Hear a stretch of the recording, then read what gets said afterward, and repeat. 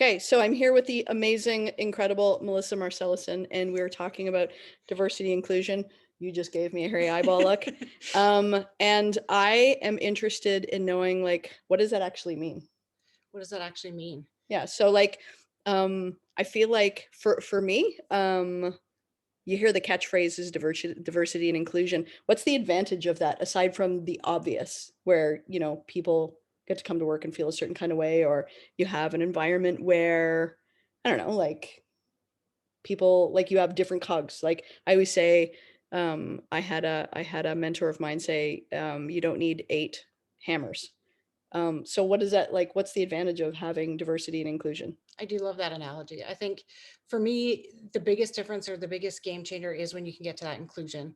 So, by nature of where we live and what our neighborhoods look like and what our communities look like, you have some built-in diversity, a lot of really great built-in diversity. So, where organizations, where teams, where friends, and where schools need to get to now is where we get to really inclusive environments. And when you have an inclusive environment, that means everybody feels safe to bring their whole selves to what they're doing, and they're not spending any time or energy trying to fit in with the Mm, majority of the group, or like trying to anticipate what the majority of the group expects or wants them to do, so that they can spend all of their energy just bringing all of their gifts and themselves and something different to the table that you probably haven't seen before. that's cool. And I always love the saying, like, if you always get what you've always got and you always do what you're always something like that. Something like Something that. like that. Yeah, so what I'm hearing when you say that is like for for for a team or an organization, if that happens to be a company or whatever that looks like, for them to take advantage of all of the gems and jewels they have, there's no sense having everybody have to fit into one box, because then you're just recycling the same ideas. Whereby, is that right? So, That's exactly right. So if you think you have diversity, or if you fall down the trap of tokenism, where you hire that one person and go, "Oh, I we want to have talk about. one I woman, want to talk about that. we have one person of color, we have one person with a different background," what happens is, just by nature, they're going to spend a lot of their time reflecting the way your team already acts. So you're not actually Mm. going to benefit from that diversity. The real key to unlocking the benefits of diversity is inclusion and is belonging.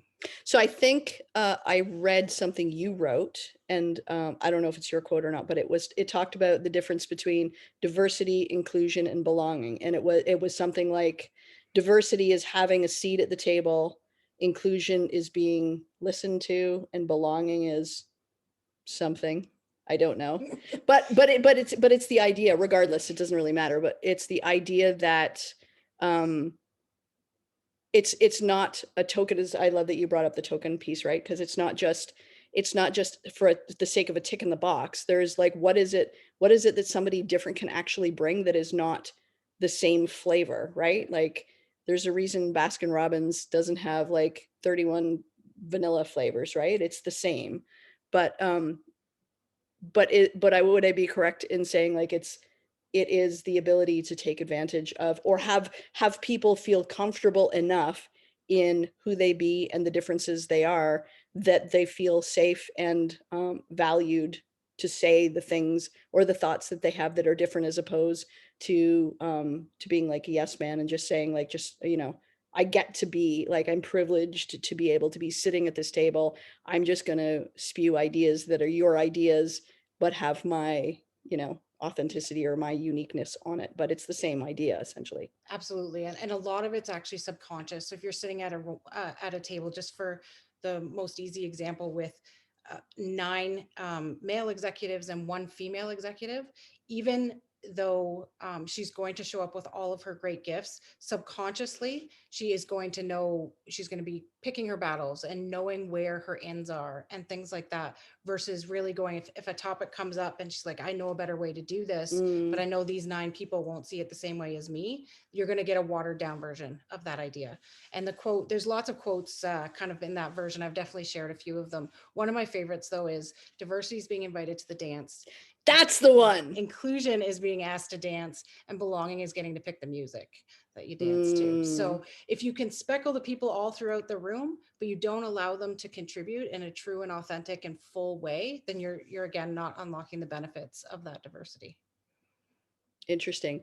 I know Glennon Doyle was talking about she was doing a book tour, and I think it was she picked, I think it was her book, but also she had a couple women of color, and they were gonna be doing this tour. Mhm. So I think they were talking about their books, but they were also doing this event, and she did all of the marketing, and there was something that she said in the marketing that was kind of like, if you were a person of color, it was not cool. Mhm.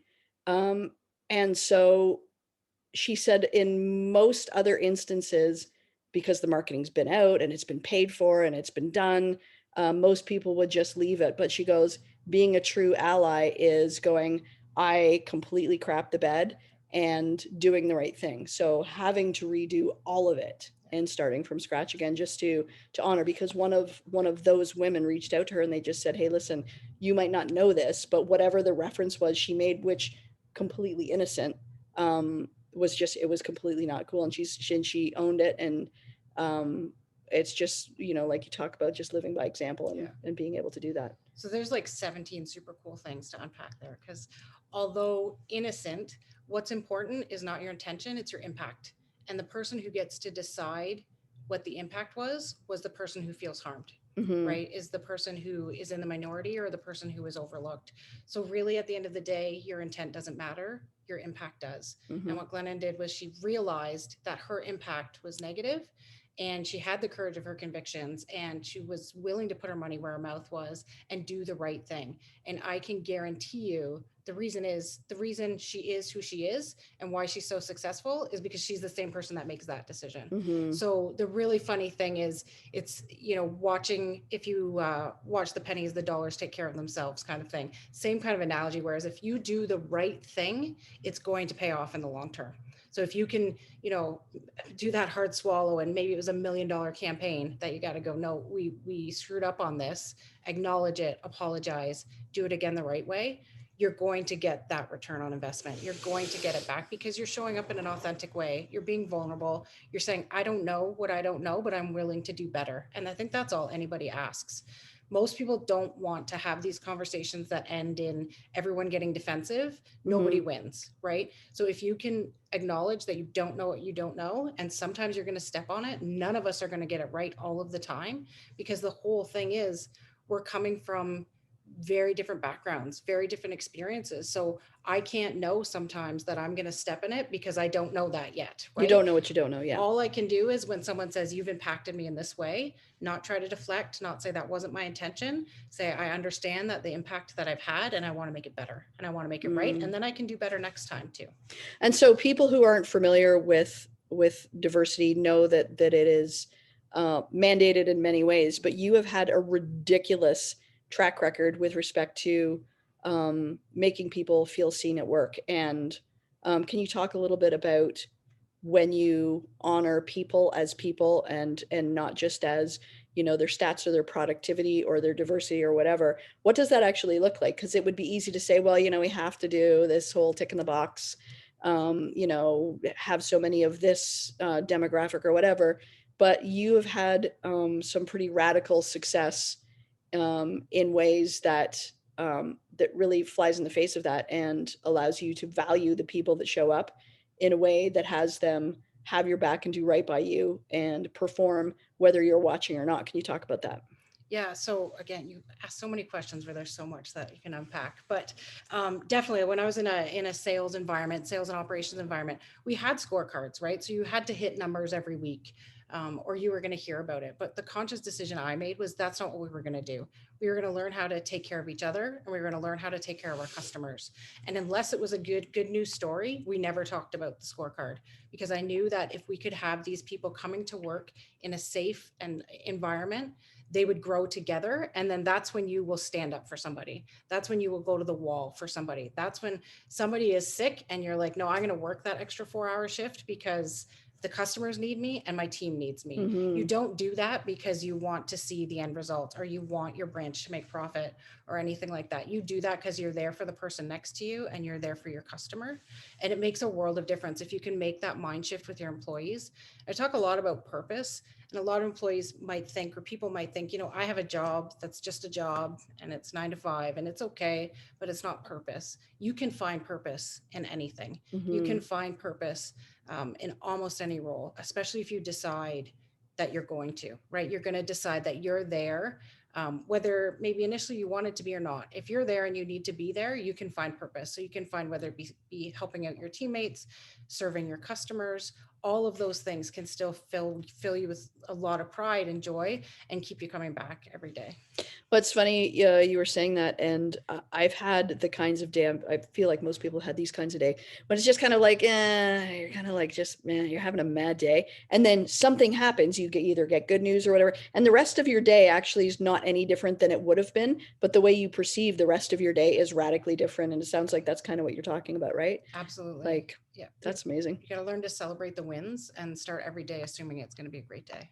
So you have a brand new Facebook page. I do. Can you talk about that and what we can expect to see there? Yeah, hopefully lots more chats like this. I'll be posting every day for the next 28 days after today. Yes. Some of them were real short. What am I doing that day? What's going on? What's on my mind? Maybe a book that I finished, things like that. But really want to give you the chance to get to know me and what kind of the change that I see that we can make together. Awesome. Looking forward to it. Thanks, buddy. Appreciate it.